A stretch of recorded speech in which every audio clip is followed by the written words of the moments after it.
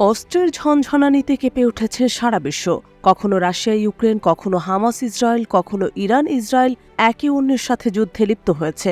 এসব যুদ্ধে অত্যাধুনিক সব প্রযুক্তির ব্যবহার দেখেছে সারা বিশ্ব।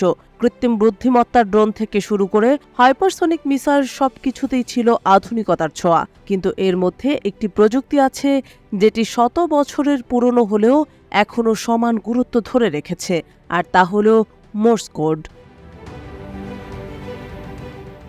বিভিন্ন স্বরধ্বনির কাটা কাটা লাইন, যা ১৫০ বছরেরও বেশি সময় আগে একজন রেলপথের শ্রমিক দেখা মাত্র বুঝে ফেলত, সেটি এখনও রাশিয়ান সেনাবাহিনী ব্যবহার করছে চলমান ইউক্রেন যুদ্ধে।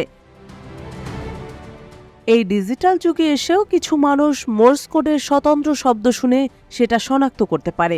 বিশেষ করে এর সবচেয়ে পরিচিত যে ধরন, ৩টা ছোট, ৩টা বড়, আবার ৩টা ছোট, যা মূলত SOS বা জরুরি বার্তা বোঝায়। বর্তমানে মোর্স কোডের মাধ্যমে রাশিয়ান বোমারুরা তাদের বার্তা পাঠাচ্ছে প্রধান নিয়ন্ত্রণ কেন্দ্রে, অথবা রাশিয়ান নৌবাহিনী বাল্টিক ফ্লিটের জাহাজ থেকে বার্তা যাচ্ছে তাদের হেডকোয়ার্টারে।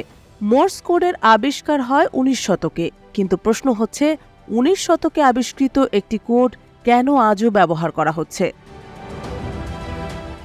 মোর্স কোডের আসল জিনিসটাই হলো এর শব্দ, যা অনেক ছন্দ তৈরি করতে পারে। সে কারণেই এর সাথে সঙ্গীতের অনেক মিল পাওয়া যায়।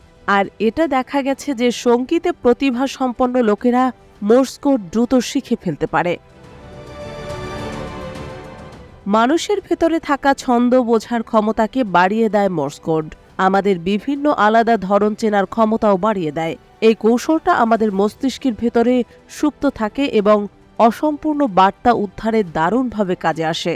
তবে মোর্স কোড ব্যবহারকারীরা মাঝে মধ্যে অসম্পূর্ণ তথ্য পান, নানান অপ্রয়োজনীয় শব্দ, যান্ত্রিক ত্রুটি ও বাইরের কিছু ঢুকে পড়ার কারণে। স্নায়বিক দিক থেকে মোর্স কোডে একটা অদ্ভুত বিষয় থাকে, যাকে তুলনা করা যায় কান দিয়ে পড়ার সাথে। এই কার্যকরী কৌশলের কারণে রাশিয়ানরা আজও অত্যন্ত প্রাচীন মোর্স কোড ব্যবহার করে যাচ্ছে।